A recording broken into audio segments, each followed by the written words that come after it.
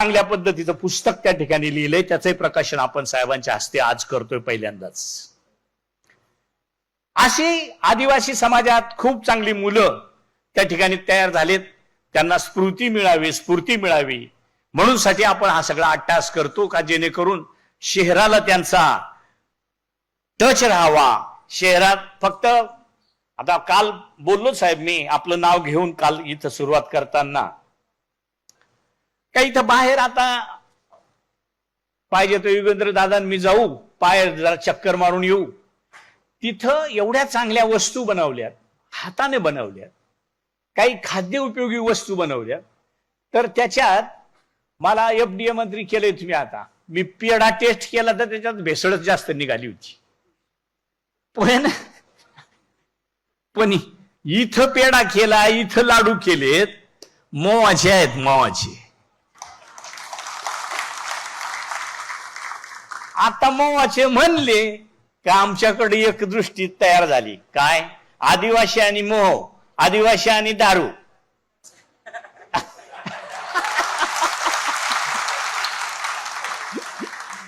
साहेबांचं उदाहरण मी काल सांगितलं ताई. साहेब करोना झाला आणि साहेब तिकडं आम्हाला भेटायला आले नाशिकला.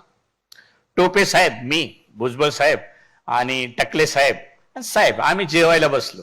साहेबांनी मला विचारलं, काय रे इकडं ग्रामीण भागात कसं आहे? म्हटलं साहेब चांगलं आहे, काही प्रॉब्लेम येत नाही. तर म्हणे नाही तू असं कर, रोहितला सांगतो मी 200-400 लिटर सॅनिटायझर घेऊन जा म्हणे, मी पाठवून देतो, साबू पाठवून देतो, गोळ्या पाठवून देतो, असं साहेबांनी सांगितलं. मी जेवताच साहेबांना बोलता साहेबांना बोललो, साहेब लोक सॅनिटायझर लावत नाहीत. तर म्हणे का बरं? तर म्हटलं त्याच्यात 67% अल्कोहोल आहे आणि ते 2 तासांनी पुन्हा लावावं लागतं, म्हणजे 2 तासांनी त्याचा अंश जातो. मग काय करतात म्हणे साहेब म्हणायचे. तर म्हटलं एवढीशी मोह फुलाची दारू ठेवतात, एकदा सकाळी हाताला लावली का परत लावायची गरज नाही, फक्त 2-3 तासांनी हात धुवायचा, सेंट आणि पावर तेवढाच. साहेब बोलले आणि म्हणे तोच हात जर तोंडाजवळ गेला तर म्हटलं तसं आम्ही नवरा बायको पितोच ना. साहेबांनी सुप्रियाताईंना सांगितलं असेल, ताईंनी मला 15 दिवसांनी तिकडं पार्टी कार्यालयात बोलवलं, सगळ्यांना बोलवलं, जयंत पाटील वगैरे सगळ्यांना बोलवलं, या म्हणे. मी गेलो. तुम्ही बाबाला काय सांगितलं ते सांगा म्हणे आम्हाला. आता मला कुठं माहिती काय सांगितलं? तर म्हणे त्या मोहाचं काय सांगितलं? तर म्हटलं आहे आमच्या आदिवासीत त्या काळात खरंच मृत्यूला सामोरं जाण्याची आणि हे तुमचे रेमडेसिवीर वगैरे घेण्याची संख्या नगण्य होती. म्हणजे निवळ दारूनी नाही, जे पिकवलं जातं त्याला आता इथं बाहेर वरई आहे, भाजला आहे, सावा आहे, सगळ्या प्रकारचे चवळीची डाळ आहे. एकाही शेतात खत टाकलं जात नाही. उडदाला खत नाही टाकत, कुळदाला खत नाही टाकत, वरईला खत टाकत नाही. म्हणून आता मला खालून म्हणत होते साहेबांना सांगा ह्या लोकांचा फिटनेस कसा. मला मागच्या वर्षी इथं 10-12 ऍक्टर आले होते भाऊ कदम सहित याच स्टेजवर. ते मला विचारायचे, साहेब हे तुमचे लोक डाएट काय करतात? तर म्हटलं त्यांनाच विचारा, मी त्यांच्या जवळून दूर झालोय तर माझे पोट वाढले. तर ओरिजिनल डाएट, कारण ओरिजिनल खाद्य. पेस्टिसाइड आम्हाला माहित नाही ना. पूर्वी तरी आम्ही पेस्टिसाइड ढेकणं मारायचो, आता ढेकणं नाही, आम्ही स्वच्छता पाळायला लागलोय. आता कुठंच पेस्टिसाइड नाही. आणि म्हणून ह्याच माध्यमातून माझ्या डोक्यात कल्पना आहे, नागलीला खत टाकत नाही, कारण नागलीला आम्ही कणसरा म्हणतो, दैवत म्हणतो, अजिबात खत टाकत नाही. उलट पापड्या करायला ताई आमच्याकडे अजूनही जुन्या विचाराच्या ज्या म्हाताऱ्या आहेत ना, नागली मिळेल का? किती? 10 किलो. कशासाठी? भाकरी करून खाल का? मग देतो.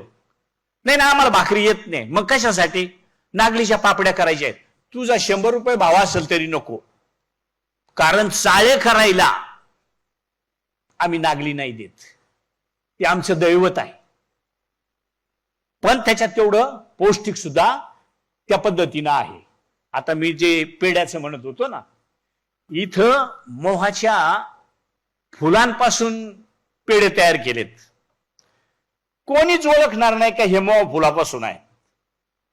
आणि त्याच्या नशाही नाही. काल मला बऱ्याचशांनी विचारलं, आज यांनी आमच्या ऍक्टरनी विचारलं, त्याची नशा तर येणार नाही ना.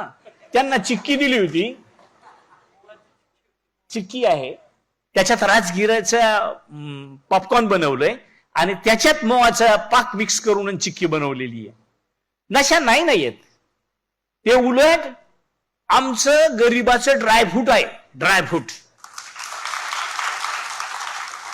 कारण त्याच्यावर जेव्हा तुम्ही प्रक्रिया कराल तेव्हा त्याचं अल्कोहोलमध्ये रूपांतर होतं. असं सहज म्हणून जरी खाल्लं तरी चालतं, ते नाही काही होत. तुम्ही कुठे नेऊन टेस्ट करा, कोणत्याही लॅबमध्ये नेऊन टेस्ट करा, त्याला अल्कोहोल नाहीये. म्हणून आदिवासी हा, तसा मी नेहमी म्हणत असतो, आदिवासी हा कदाचित परमेश्वराने त्याची जडण घडण, त्याचा रहवास हा जंगलातच का दिला असावा. कदाचित ती काळजी होती, निसर्गाला काळजी होती आणि म्हणून जंगलात दिलं. पण जंगलात दिल्याचा फायदा असा झाला का आज आयुर्वेद म्हणला. मी आता परवा साहेब, मी दिल्लीत आलो होतो 15 दिवसापूर्वी, आयुष मंत्रालयाला गेलो होतो. त्यांना मी सांगितलं का मला एक करून द्या का मोहू फुलाचं ग्राफ्टिंग झालं पाहिजे, कारण मोहू फुलाचे उत्पन्न हे एवढं आहे का त्याच्यावर आमची चांगली गुजराण होऊ शकते. गुजराण म्हणजे पैसा होऊ शकतो. दारू पिण्याचा विषय नाही, कारण त्याला दारूच फक्त पाहिलं जातं. खूप चांगल्या पद्धतीचे पैसे. आणि आता आपल्या राज्य सरकारनं सकाळी अंगणवाडीच्या मुलांना, शाळकरी मुलांना, तिकडं गडचिरोली चंद्रपूरमध्ये सकाळचा नाश्ता म्हणून त्या मोहू फुलाचे लाडू त्या ठिकाणी पौष्टिक म्हणून दिले जातात. याच्यासाठी म्हणून मोहाची नवीन लागवड करणं, ती काही साहेब 25-30 वर्षानंतरच येत असावं. म्हणून आपल्याकडून आमची अशी अपेक्षा आहे का त्याचं जसं आपण द्राक्ष 5 वर्षांनी यायचे ते आता वर्षात येतात भाऊ, बरोबर ना, वर्षात 2 वर्षात, तसं ते सुद्धा 5-7 वर्षात कसं येईल का जेणेकरून त्याच्यात ते कंटेंट थोडेफार कमी होतील, चालतील. पण ते लवकर उत्पादन जर आलं तर त्याला कुठल्याच प्रकारचं आम्ही कधी पाणी घालत नाही, कधी त्याला पावडर मारत नाही, कधीच जाऊन पाहत नाही. जोपर्यंत फुलं येत नाही तोपर्यंत आम्ही जातच नाही, फुलं आल्यावरच जातो. असं त्याचा उपयोग त्या ठिकाणी निश्चित झाल्याशिवाय राहणार नाही. या ठिकाणी समाजातल्या आताच अनेक मुलांपैकी अनिल वसावे म्हणून, हा आता गिर्यारोहक ना, काय एव्हरेस्ट सर केलं, अनिल वसावे, नंदुरबार साहेब. मी आता सुरगाण्याचा परवा, अजून तो गावी पोहोचला नाही, त्याला मी आज बोलवलं होतं, दिलीप गावित म्हणून, बरोबर ना ताई, दिलीप गावित. त्याला एवढा हातच नाहीये साहेब, त्याने गोल्ड मेडल मिळवलं सुरगाण्याचा, खेळात कविता राऊत. आता मी 15 दिवसापूर्वी माझ्या काय डोक्यात कल्पना आली आणि मी ह्यांना सगळ्यांना नाशिकला बोलवलं होतं. महाराष्ट्रातून खेळाडू आणि काय तुम्ही म्हणता त्याला ते, हा, यांना सगळ्यांना 200-225 मुलांना बोलवलं होतं एकत्र. फक्त सहज त्यांना स्फूर्ती, त्यांना शाबासकी म्हणून दिली, बाकी काही केलं नाही, का जेणेकरून त्यांनी अजून पुढं जात राहावं. मग असंच म्हणून मी दिलीपला नेहमी सांगत असतो का तू मार्गदर्शन लोकांना, मुलांना कर. तो तसा पहिला हारला होता, पण त्याला मी एक सांगितलं, माझी म्हण आहे, मी सुद्धा हारलो होतो साहेब, बरोबर ना, 79 मतांनी हारलो होतो मी आमदारकी. युगेंद्र दादा 79 मतांनी मला हरवलं. पण मग मी एक ठरवलं आणि तेव्हा लिहिलंय मी, यश हे अंतिम नसतं, यश हे अंतिम नसतं, अपयश हे घातक नसतं. ह्या दोन खेळांची मजा लुटायला धैर्य लागतं. त्याला यश आलंय, आता त्याने थांबू नये, कारण ते काही शेवटचं नाही. अपयश आलं होतं, तो थांबला नाही, यश मिळालंच ना. म्हणून जे मिळालंय त्याच्याही पुढे यश मिळालं पाहिजे, अशी त्याची कहाणी त्या ठिकाणी आहे. त्या मुलांनी सगळ्यांनी आदर्श घ्यावा, समाजात मार्गदर्शन करावं, अशाही पद्धतीची मी आपल्याला त्या ठिकाणी विनंती करतो. या ठिकाणी घांगडी, बाबांनी घांगडी वाजवली. आपल्याला पाठ करायला, कविता पाठ करायला किंवा एखादं स्पीच पाठ करायला 2-4 तास तरी जात असतील का, त्याहीपेक्षा जास्त. हे बाबा आता शिकेल आहेत का? शिकले असते थोडीफार, 3री-4थी. किती शिकले? 4थी. पण हे संध्याकाळी मांडी घालून जर 8 वाजता बसले, फक्त शेजारी एक शेकोटी राहते आणि असले असे बसून, आणि ही रात्रभर आणि कथा सकाळी दिवस निघेपर्यंत एकटेच गातात. तोही तो जो तार होती, त्या तारेचा स्वर आपल्याला ऐकायला नाही आला, पण ते त्या स्वरातच, त्या तारेच्या स्वरातच गात होते. थाळ गाणं असतं, ताटलीत एक सर लावला जातो. भुसारा साहेबांना चांगलं माहित आहे. रात्र रात्र रामकथा, रात्र रात्र कोणाची कथा सांगायला सांगा, सकाळपर्यंत ते म्हणत असतात. म्हणजे मुखदुगत किंवा एक पाठी जे काही म्हणलं जातं, त्या पद्धतीनं आमचा समाज सुद्धा एक पाठी त्या ठिकाणी आहे. खूप बोलण्यासारखं आहे. मी आपला जास्त वेळ घेणार नाही, परंतु निश्चित साहेब, आपण जे काही आमच्या समाजाला म्हणून जी एक देणगी दिली, त्याच्यात मी थोडस भांडत असतो साहेब सध्या शासनात, पण ते अजून जमलं नाही.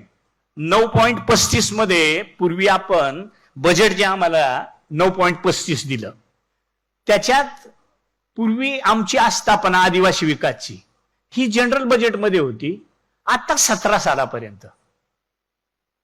अचानक ती 17 साली आमच्या बजेटमध्ये टाकली. ती आता आम्हाला जवळपास भुसारा साहेब किती 2400-2400 कोटी पगारावरच पैसे आमचे जातात. त्याच्यामुळे आम्हाला जो प्लॅनचा खर्च आहे तो सगळा नॉन प्लॅन मध्ये चाललाय.